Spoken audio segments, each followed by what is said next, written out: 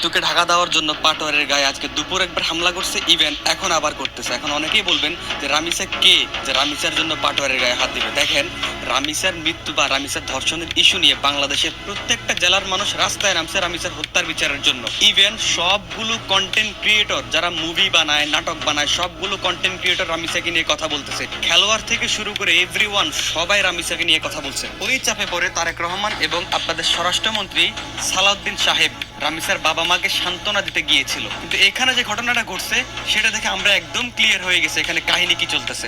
News চ্যানেলগুলোতে দেখাইছে কি রামিসার বাবা মাকে সালাউদ্দিন সাহেব বা তারেক রহমান সান্ত্বনা দিচ্ছে, এছাড়া আমরা আর কিছু দেখতে পাই নাই। এটা দেখার পর আমাদের সবার মন গলে গিয়েছিল, আমরা এটার জন্য সবাই হাততালি দিচ্ছিলাম, তাদেরকে সাধুবাদ জানাচ্ছিলাম। কিন্তু এর মাঝে যেটা ঘটছে, একজন পাশ থেকে মোবাইলে ভিডিও করছে সালাউদ্দিন সাহেব, আমি নিচে ভিডিওটা দেখালাম, আপনারা দেখতে থাকেন। সালাউদ্দিন সাহেব বসা থেকে 3বার উঠছে, তারেক রহমান তাকে বারবার ইশারা দিয়ে বসাচ্ছে, সে বসা থেকে 3বার উঠছে। তার কাছে বিরক্ত লাগতেছে এখানে বসতে, কম দামি একটা খাট, কম দামি বিছানার মধ্যে বসতে তার কাছে বিরক্ত লাগতেছে। তারা চাপে পড়ে এই জায়গায় আসছে। তো এই চাপটা তো এখন আরো বেশি বাড়তেছে, কারণ এটা নিয়ে সবাই কথা বলতেছে। এই জন্য এটাকে ঢাকা দেওয়ার জন্য পাটোয়ারের গায়ে আজকে জুমার পর একবার হামলা করছে, ইভেন এখন আবারও। আমাদেরকে শেখার এগুলা। বাংলাদেশের সর্বপ্রথম এই রামিসার বাবা বলছিল যে আমার মেয়ের বিচার চায় না, ধর্ষণের বিচার চায় না।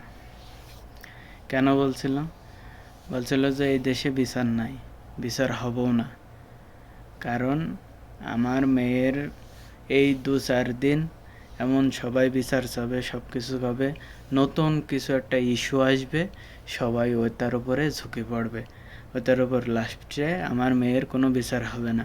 এর আগেও বিচার কারোর হয়নি, আমার মেয়েরও এইটার বিচার হবে না গো, ধর্ষণের বিচার হবে না গো, এই কথা বলছিল। স্ট্যাম্পেও লিখে দিচ্ছিল। আজকে দেখো সেটার প্রমাণ মিলছে, তার প্রমাণ মিলছে। কেননা আজকে নাসিরউদ্দিন পাটোয়ারির উপরে হামলা হয়েছে।